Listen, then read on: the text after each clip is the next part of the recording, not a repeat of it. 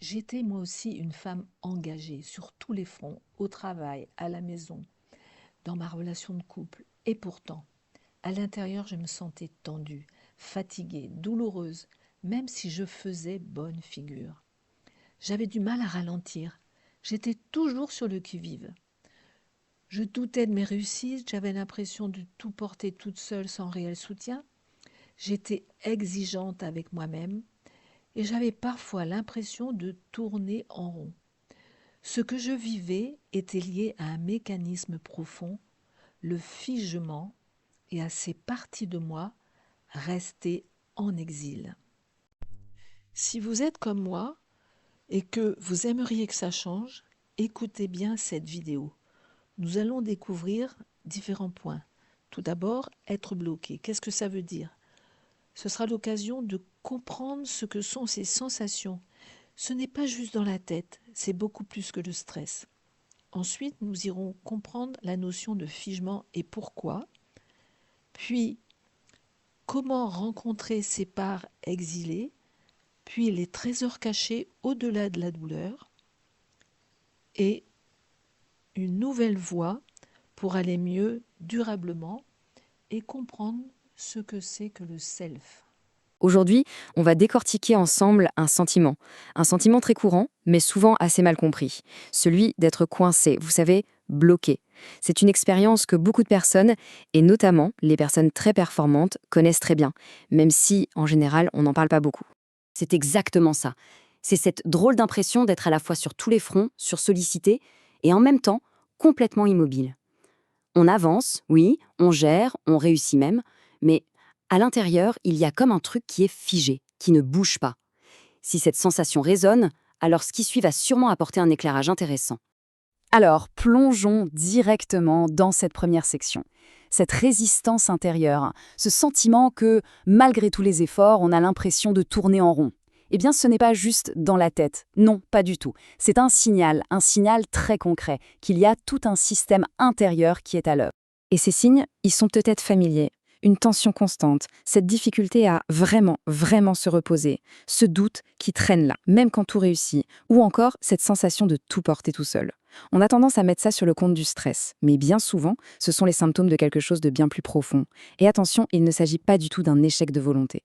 C'est, au contraire, la manifestation d'une stratégie de survie qui est incroyablement intelligente. Et c'est là que le changement de perspective est fondamental. Vraiment. Et si cette sensation de blocage, finalement, ce n'était pas un problème à résoudre, mais plutôt la conséquence d'un mécanisme de protection qui, par le passé, a fonctionné de manière brillante. C'est exactement ça qu'on va explorer maintenant. Allez, on attaque la deuxième section pour bien comprendre le pourquoi derrière tout ça. Face à une menace, on connaît tous bien les réactions de combat ou de fuite, n'est-ce pas? Mais en fait, il en existe une troisième, une réaction dont on parle beaucoup moins, le figement. Le figement, qu'est-ce que c'est? C'est tout simple, c'est quand le système nerveux appuie sur le bouton pause. Imaginez une situation trop intense, trop douloureuse, où l'on ne peut ni se battre, ni s'enfuir. Eh bien, le corps se fige. C'est une protection ultime. Le truc, c'est que pendant ce temps, certaines expériences, certaines émotions, elles ne sont pas digérées. Non, elles sont juste mises de côté. Et c'est précisément là qu'interviennent ce qu'on appelle les parts exilées.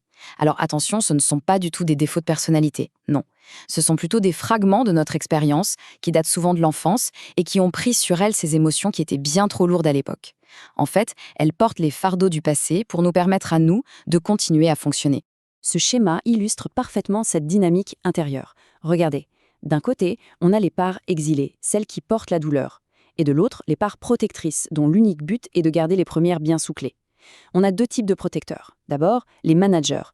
Eux, ils contrôlent, ils planifient, ils font tout pour éviter que la douleur soit déclenchée. Et puis, il y a les pompiers. Eux, ils interviennent en urgence pour éteindre la douleur si elle finit par surgir. Comment? Souvent par la distraction, le surtravail. Et c'est ce conflit permanent à l'intérieur qui est la source même du blocage. Bon, d'accord, on comprend mieux le mécanisme. Mais alors, comment on sort de cette impasse? C'est ce que nous montre la troisième section. Elle propose une voie, non pas pour réparer ces parts, attention, mais pour les rencontrer d'une toute autre manière. On passe maintenant du pourquoi au comment. La clé, et c'est super important, elle n'est pas dans l'analyse mentale. Non, la première étape, la plus essentielle, c'est de revenir au corps. Portez attention aux sensations physiques. C'est ça la porte d'entrée. Deuxième clé, aborder ces sensations avec curiosité, pas avec critique. Juste demander « tiens, qu'est-ce qui est là ?» Et enfin, troisième clé, accueillir ce qui est présent, sans chercher à le changer, sans forcer. C'est un processus d'écoute, ce n'est pas un processus de réparation. Et voilà, on touche au point crucial, la curiosité. La curiosité, c'est l'antidote absolu à l'autocritique. C'est cette posture-là qui permet de créer un espace intérieur qui soit sûr, un espace où ces parts peuvent enfin commencer à être vues, non plus comme des problèmes, mais comme des messagers. Maintenant, on aborde la partie la plus contre-intuitive et honnêtement, peut-être la plus belle de tout ce processus. Parce que ce qui a été mis en exil, ce n'est pas seulement de la douleur. Cette question, elle change absolument tout. Et si ces parts exilées, au fond, n'étaient pas des problèmes à résoudre? Et si, en essayant de se protéger de la douleur, on avait en même temps mis de côté certaines de nos plus grandes forces? Et c'est ça, le grand paradoxe. C'est que bien souvent, les parts qu'on a exilées, parce qu'on les jugeait trop intenses, eh bien ce sont aussi elles qui portent nos plus grandes richesses. Une sensibilité profonde, une créativité sans limite, une vitalité authentique, et notre capacité à ressentir et à aimer profondément. Ce sont de véritables trésors qui ont simplement été mis de côté pour nous permettre de survivre. Donc l'objectif, ce n'est pas du tout de guérir quelque chose de cassé, non. Le but, c'est de réintégrer, de récupérer ces qualités vitales pour redevenir plus pleinement soi-même. La guérison, dans ce cas-là, ça devient un véritable retour à la maison. Allez, dernière section, pour solidifier cette nouvelle perspective, on va voir un cadre un peu différent pour comprendre ce qu'est réellement la guérison et surtout, comment on peut avancer. Et là, on s'attaque à un mythe assez tenace. On pense souvent que pour guérir, il faut absolument raconter son histoire, encore et encore. Mais la vérité, c'est que le trauma, il n'est pas dans l'histoire. Il est stocké dans le corps, dans le système nerveux. La vraie guérison, elle se produit quand on crée une nouvelle relation à l'intérieur de soi, avec ce qui a été vécu.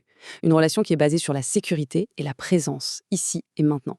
Et pour créer cette relation de sécurité, il existe une ressource innée en chacun de nous, qu'on appelle parfois le self. Ce n'est pas une autre partie de nous, non, c'est vraiment notre essence. C'est cet état de calme, de clarté, de confiance. C'est à partir de cet espace, de cet ancrage intérieur, qu'il devient possible d'aller à la rencontre de nos parts blessées, sans être complètement submergé par leur douleur. Et donc, on termine avec cette question, cette pensée finale à emporter. Et si guérir, au fond, ce n'était pas réparer ce qui est cassé, mais simplement rentrer à la maison, en soi. Derrière le figement, il n'y a pas un problème à résoudre, il y a des parties de soi qui attendent d'être reconnues, d'être entendues. L'enjeu n'est plus seulement de survivre, de tenir bon, mais de se retrouver d'une manière plus douce, plus juste et infiniment plus vivante. Vous vous demandez si je peux vous aider? Je vous propose de réserver un entretien gratuit et à cette occasion, je vous offrirai un bilan émotionnel. Pour le réserver, vous trouverez le lien dans la description sous cette vidéo.